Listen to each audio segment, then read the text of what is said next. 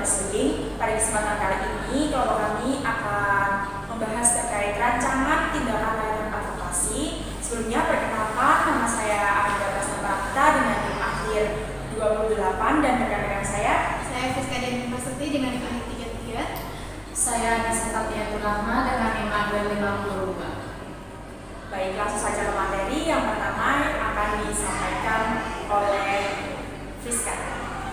Oke, jadi hari ini kita akan membahas candaan atau pelecehan. Nah, kasus ini seringkali terjadi di sekolah. Sekolah seharusnya itu menjadi lingkungan yang aman dan nyaman bagi peserta didik. Namun, masih ditemukan perilaku yang mengganggu kenyamanan siswa, salah satunya pelecehan seksual verbal. Nah, pelecehan verbal ini dapat berupa komentar, candaan, atau ucapan bernuansa seksual yang membuat korban itu merasa tidak nyaman. Dan kasus ini memerlukan layanan advokasi dari guru BK untuk melindungi korban dan menciptakan lingkungan sekolah yang aman. Next. Oke, jadi identifikasi masalah di sini yang pertama adalah seorang siswa sering memberikan komentar bernuansa seksual pada siswi di kelasnya. Nah, komentar berupa ejekan terhadap penampilan fisik dan juga candaan yang mengarah pada tubuh korban. Perilaku ini seringkali terjadi secara berulang. Nah, dampaknya apa? Yang pertama adalah rasa malu dan juga tidak nyaman. Yang kedua, menghindari interaksi dengan pelaku. Dan yang ketiga adalah tidak nyaman berada di lingkungan sekolah atau di dalam kelas. Selanjutnya,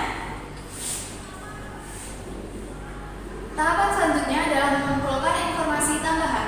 Nah, pengumpulan informasi ini dilakukan untuk memahami situasi secara lebih jelas melalui yang pertama bisa dilakukan melalui wawancara. Wawancara dilakukan dengan korban. Yang kedua, koordinasi dengan wali kelas. Yang ketiga, komunikasi. Komunikasi ini dapat dilakukan dengan teman sebagai saksi atau orang tua korban. Dan yang ketiga adalah meninjau catatan laporan yang pernah ada. Selanjutnya, tahapan identifikasi stakeholders.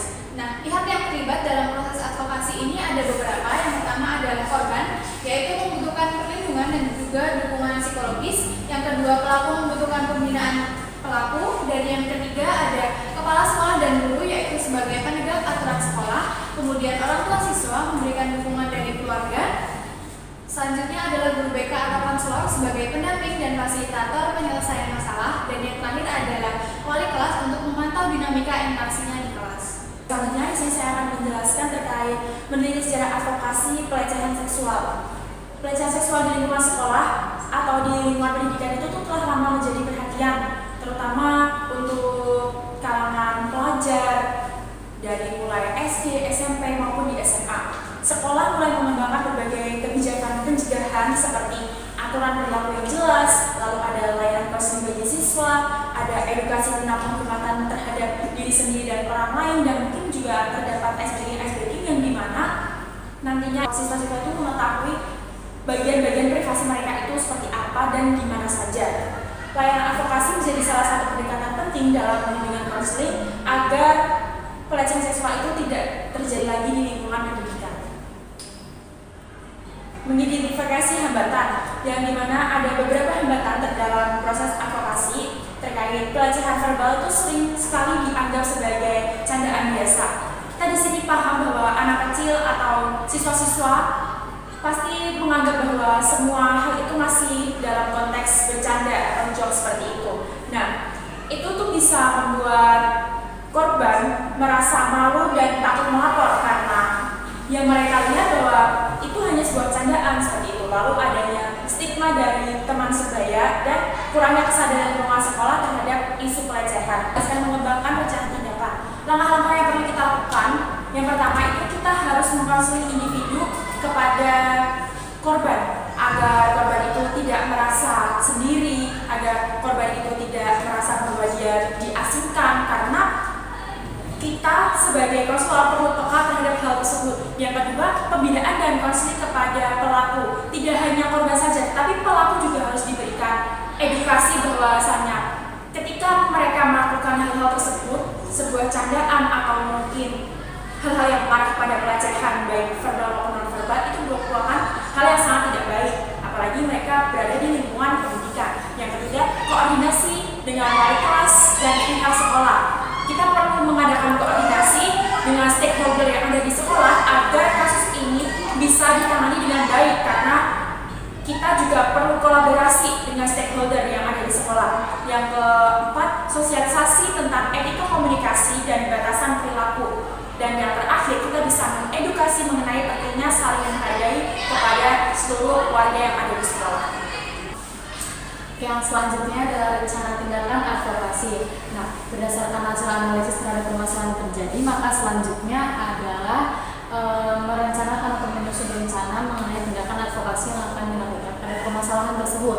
Yang pertama langkahnya itu adalah dapat memberikan layanan konseling kepada korban untuk membantu korban mengekspresikan perasaannya. Selanjutnya akan melakukan klarifikasi dan pembinaan kepada pelaku kasus tersebut. Dalam konteks kami ini mengangkat topik mengenai kasus pelecehan. Yang ketiga itu ada kolaborasi dengan kepala sekolah dan guru, di mana di sini kita itu akan bekerja sama dengan mereka berdua untuk mengataskan permasalahan tersebut. Selanjutnya ada sosialisasi kepada siswa mengenai batasan perilaku mana yang baik, mana yang buruk, mana yang termasuk pelecehan ataupun yang tidak. Terus komunikasi dengan orang tua siswa, baik itu siswa yang menjadi korban ataupun yang pelakunya. Terus ada kampanye sekolah ramah dan aman. Selanjutnya itu ada tahapan evaluasi. Nah, evaluasi ini dilakukan untuk melihat efektivitas layanan advokasi. Nah, bagaimana sih indikator keberhasilan dari evaluasi tersebut? Yang pertama itu korban merasa lebih aman di sekolah, perilaku pelecehan tidak terulang, suasana kelas menjadi lebih nyaman, dan adanya perubahan perilaku pada pelaku. Nah, misal ternyata dari empat indikator ini ada yang belum terlaksana seperti itu artinya layanan konseling dapat dilanjutkan.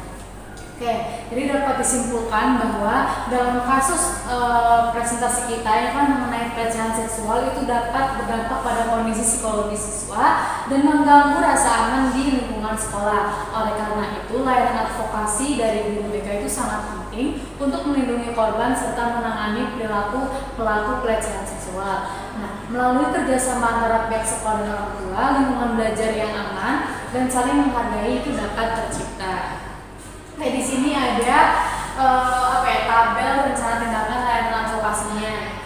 Yang pertama, minggu pertama di sini kami memposisikan diri sebagai ahli advokasi itu akan mengadakan konseling individu kepada korban untuk memberikan dukungan psikologis serta memastikan kondisi emosional peserta didik tetap terjaga. Adapun pihak yang akan kami ajak untuk kolaborasi itu adalah guru BK.